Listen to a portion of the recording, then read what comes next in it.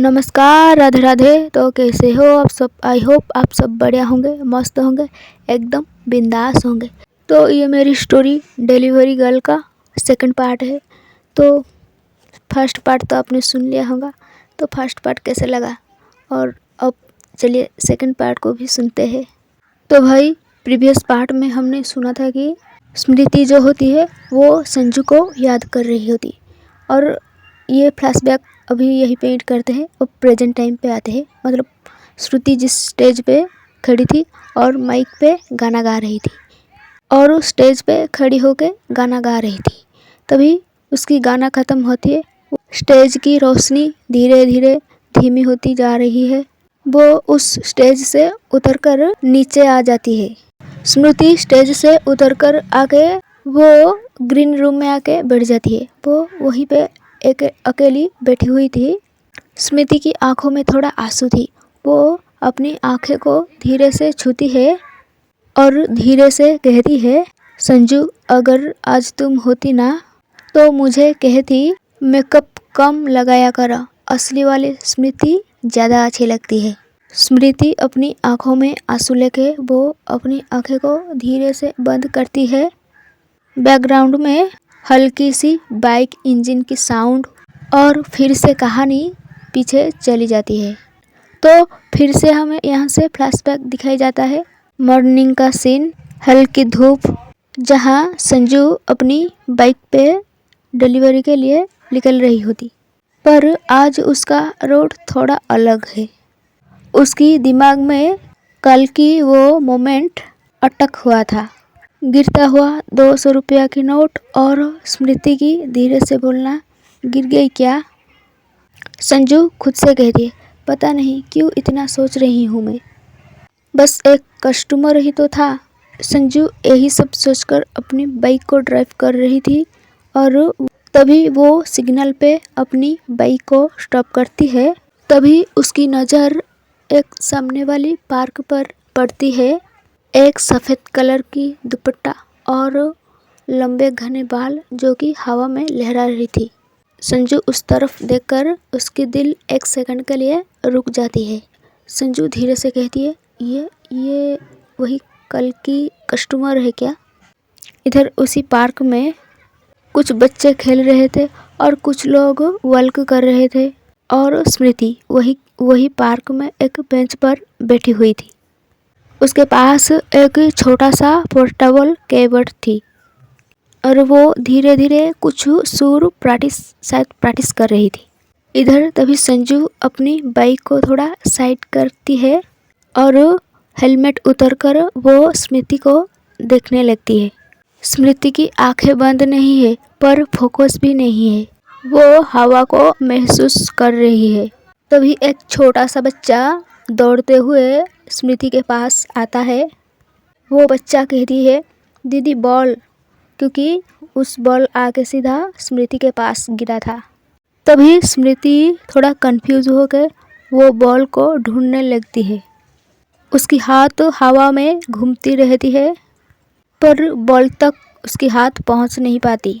ये नज़ारा देखकर संजू जल्दी से भागकर उस पार्क पे आती है। संजू तुरंत आगे बढ़कर उस बॉल को उठाकर उस बच्चों के हाथ पे दे देती है। उसके बाद वो बच्चा उस बॉल को लेके वहाँ से भाग जाती है। संजू थोड़ा स्मृति के पास आती है। संजू कहती है, हाय। तभी स्मृति पूछती है, कौन?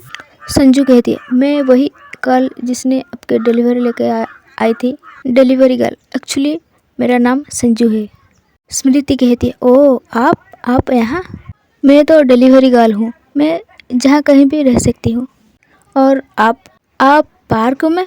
तभी स्मृति थोड़ा स्माइल करके कहती है, यहाँ शोर कम होता है और म्यूजिक क्लियर सुनाई देता है।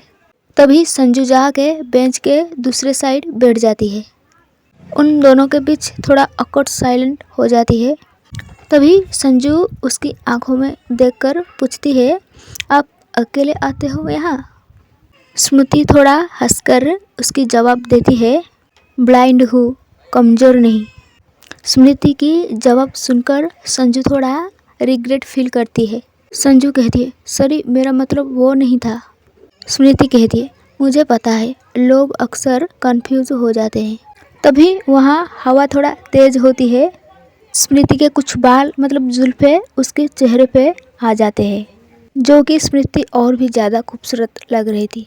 तभी संजू उस जुल्फों को उसकी कान के पीछे करने के लिए अपने हाथ आगे बढ़ाने जाएगी, तभी वो कुछ सोचकर अपने हाथ फिर से पीछे ले आती है। संजू खुद से कहती है, संजू पागल है क्या तू, क्या कर रही है ये तू। तभी स्मृति कीबोर्ड में एक सिंपल सा म्यूजिक बजाती है, सॉरी म्यूजिक नहीं, ट्यून बजाती है। स्मृति ट्यून बजाते हुए संजू से पूछती है, आपने ये सुना है। तभी संजू सर हिला के हाँ में जवाब देती है। फिर संजू को याद आता है कि वो तो देख नहीं सकती। अगर संजू सर हिला के हाँ में जवाब देगी तो स्मृति कैसे समझेगी। स्मृति स्माइल करके कहती है, ये मैंने खुद बनाया है। ये बल्कि स्मृति जिस बेंच पे बैठ रहा था उस बेंच से उठकर वो आगे चलने लगती है। तभी संजू भी उसी बेंच से उठकर वो स्मृति की साइड में उसके साथ चलती है। एक्चुअली स्मृति को भी फील हो जाती है कि संजू भी उसके साइड पे चल रही है। एक्चुअली जो लोग देख नहीं पाते ना, उसके पास अलग सा टैलेंट होती है फील करने का, एहसास करने का। तभी स्मृति पूछती है, आप भी मेरे साथ चल रहे हो। संजू कहती है, हाँ। उसके बाद संजू धीरे से पूछते हैं, आप कब से देख नहीं पाते हो। संजू की ये बात सुनकर स्मृति थोड़ा रुक जाती है। तभी संजू भी रुक जाती है और वो स्मृति के तरफ देखने लगती है। स्मृति थोड़ा रुककर कहती है, 10 साल की थी, एक एक्सीडेंट में मैंने अपनी आंखें खो बैठी। संजू का दिल थोड़ा धड़कने लगती है क्योंकि उसकी माँ बाप की एक्सीडेंट में ही मौत हुई थी। तभी संजू कुछ नहीं कहती, वो थोड़ा चुप हो जाती है। स्मृति फिर से चलने लगती है।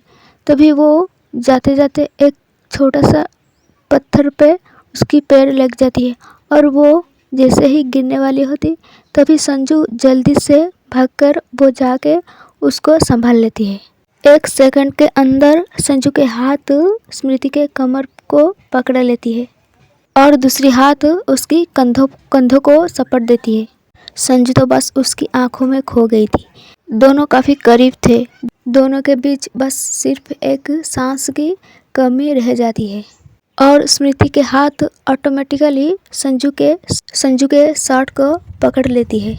3 सेकंड के लिए कोई कुछ नहीं कहता, सिर्फ दोनों ही एक दूसरे को महसूस कर रहे थे। तभी संजू कहता है, केयरफुल, अब ठीक तो हो ना। उसके बाद संजू धीरे से स्मृति को सीधा खड़ी करती है। तभी स्मृति कहती है, धन्यवाद मुझे गिरने से बचाने के लिए। संजू कहती है, इट्स ओके, पर अभी कहाँ जाने वाले हो। स्मृति जवाब देती है, घर। तभी संजू कहती है, मतलब कल जिस एड्रेस पे मैंने पार्सल लेके गई थी वही घर है ना। तभी स्मृति स्माइल करके हाँ कहती है। तभी संजू थोड़ा हेजिटेट करते हुए कहती है, वो अगर आप बुरा ना मानो तो मैं आपको छोड़ देती हूँ। स्मृति पूछती है, छोड़ देंगी। तभी संजू जल्दी से क्लैरिफाई करते कहती है, मतलब घर तक, यही है मेरी बाइक। तभी स्मृति मुस्कुरा के कहती है, आप मुझे गिराने वाली नहीं है ना। संजू भी थोड़ा मुस्कुरा के जवाब देती है, अभी तो पकड़ा है। तभी स्मृति अपने हाथ धीरे से आगे बढ़ाती है और संजू उसकी हाथों को पकड़कर धीरे धीरे पार्क की गेट पार होती है। उसके बाद गेट पर पहुंच के संजू अपनी बाइक के पास रुकती है। संजू कहती है, मैं स्लोली चलाऊंगी, आप टेंशन मत लीजिएगा। स्मृति कुछ नहीं कहती है। उसके बाद संजू अपनी हेलमेट पहनती है और बाइक पे बैठती है। उसके पीछे स्मृति भी धीरे से बैठती है। उसके बाद संजू बाइक को स्टार्ट करके वहाँ से निकलती है। लगभग 10 या 15 मिनट के बाद संजू स्मृति के घर के बाहर अपनी बाइक को स्टॉप करती है। इंजन ही बंद, 1 सेकंड में सब खामोश। संजू धीरे से कहती है, घर आ गया। उसके बाद स्मृति तुरंत संजू के कंधे पे हाथ हटा देती है क्योंकि बाइक चलाते वक्त स्मृति ने संजू के दोनों कंधे को पकड़ी हुई थी। स्मृति धीरे से बाइक से उतरने लगती है। तभी स्मृति कहती है, थैंक्स, बहुत बहुत शुक्रिया मुझे वहाँ गिरने से बचाने के लिए और वहाँ से घर तक छोड़ने के लिए। संजू कहती है, इट्स ओके। उसके बाद स्मृति घर के अंदर धीरे धीरे जाने लगती है व्हाइट स्टिक मदद से।